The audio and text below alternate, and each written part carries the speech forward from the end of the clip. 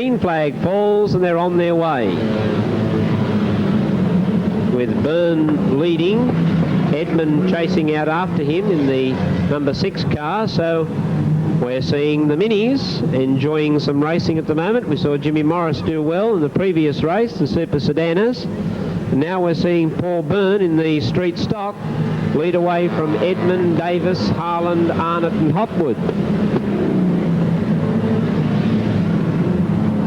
John Arnott's the man to keep an eye on in the red Tirana number 29. He was going like a bat out of hell in the heats of the racing, and then earned the wrath of the stewards by causing an indiscretion. Now he's going to make amends for that, I'd reckon, and I suggest you keep an eye on that red Tirana number 29, because I don't think it'll be too long before it takes the lead. Paul Burns in the little mini, though, enjoying the front running, and he's clear of John Edmund in the green car number 6. Then the car that I believe is the danger, the red number 29 of John Arnott, and they're a long way out in front. The rest of the pack that's headed up by Davis, and going round the outside in the 35 Hopwood, who now moves up to 4th place. The little mini is clear, 2 laps to go, and he might hang on, I'd reckon. Paul Burns in the mini, whoopsie doozy, he's out very high there. Lost a lot of ground, and Edmund moved up closer in second, but there's only 1 lap to go. I think the mini can do it from here. Long time since we've seen a mini take the checkered flag here at the Motordrome, and I think we might see it tonight. Paul Burns, John Edmund. Oh dear, he's out very wide again, Paul Burns, and he's got enough pace.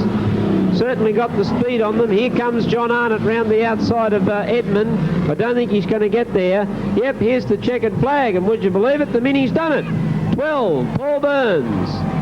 6, John Edmund. The 29 of John Arnott. Then the 35 of Hopwood, the 55 of Harland, the 72 of Green. 2 minutes, 1.536. It's almost a nostalgia night, isn't it? You know, with the minis back again, and Paul Burns has got the checkered flag, and yeah, give him a good round of applause for winning the street stock consolation in the little mini. The minis are back tonight, the Flying Bricks as they were known when they were really going along in the days of David Gardner and Paul McHugh. Very big round of applause, that's great to hear. Paul Burns in the Singleton Van Lines number 12, the winner of the street stock consolation.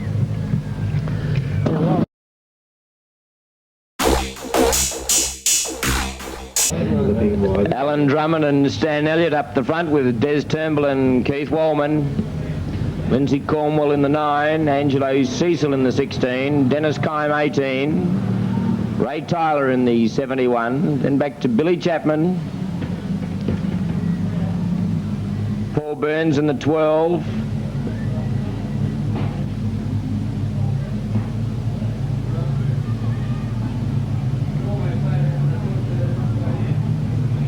so we're coming around for a start. In the street stock sedan final, the yellow lights are flashing and the green flag has been dropped and away they go. And it's Alan Drummond in the big Falcon who's holding on to the lead. Des Turnbull moves up into second position in front of Stan Elliott. Then it's back to Lindsay Cornwall in the 9 who's up on the inside of Stan Elliott to move into third position. And now will challenge Turnbull for that second spot. But Drummond leads them on lap 1 from Turnbull and then Cornwall. Angelo Cecil, where he likes to be, up on the high line, and he's moved already up into 4th position, and he'll certainly challenge these others up in front. He moves up on the outside now. Cornwall moves up to 2nd position, pushing Turnbull back 1 spot, and he'll challenge Drummond now, who's still leading. Cornwall up on the inside of Drummond in the little Tirana. Can he maintain that line and take over the lead? He has done so. Cornwall is the new leader from Alan Drummond. Angelo Cecil now up into 3rd position from Des Turnbull. Then it's back to Keith Wallman and Dennis Kime. But Cornwall leads from Drummond. In actual fact, it's Darryl Kime in 3rd position, Angelo Cecil back in 5. Turnbull in 4, Angelo Cecil now moving up to 5, and Dennis Kime moving up on the outside of Alan Drummond to move into 2nd position. But our race leader is Lindsay Cornwall, who comes over the line with 4 to go. Dennis Kime in second position from Alan Drummond, then Des Turnbull, then back to Angelo Cecil, Keith Wallman. Paul Burns a little bit further back, and the rest of the field is strung out. But a good battle for the minors at this stage, as Lindsay Cornwall seems to be holding the field at bay, but his main challenge will come from Dennis Kime with 3 laps to go. Alan Drummond still hanging on to third, but not for much longer as Turnbull moves up on his outside and Cecil attacks him from down below. Although Cecil, having the pedal on there, lost it a little bit in turn 2 and now has got to come back. Cornwall leads as he hits the big pothole there, and these cars are really bouncing around when they're hitting that pothole. Darryl Kime up on the outside of Lindsay Cornwall now and joins him. Takes over the lead, does Darryl Kime, and heads down the back with 1.5 laps to go. Lindsay Cornwall in second position from Alan Drummond, Des Turnbull and Angelo Cecil. But you can see the cars really bounce as they come into turn 4. And the cars are now on their last lap, and it will be a very good victory to Darryl Kime. From Lindsay Cornwall, Angelo Cecil getting it sideways again, loses third position, and Alan Drummond maintains that third position. But Cecil will have a go as over the line goes our winner, Darryl Kime in the 18. The 9 of Lindsay Cornwall is second. Alan Drummond in the 17 will be third. Black flag Angelo Cecil, so Keith Wallman in fourth.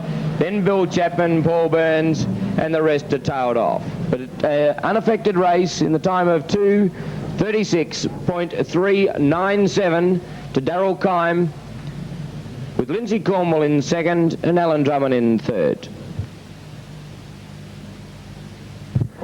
Well, after we give a round of applause to Darryl Kime, we'll get ready for the $2,000 Demolition Derby, when the real heavy dudes will come out and get stuck right into it.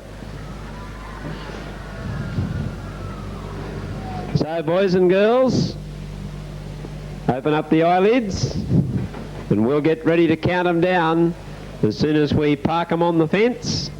Have a look at them. They're all shapes, sizes, colours, makes and models.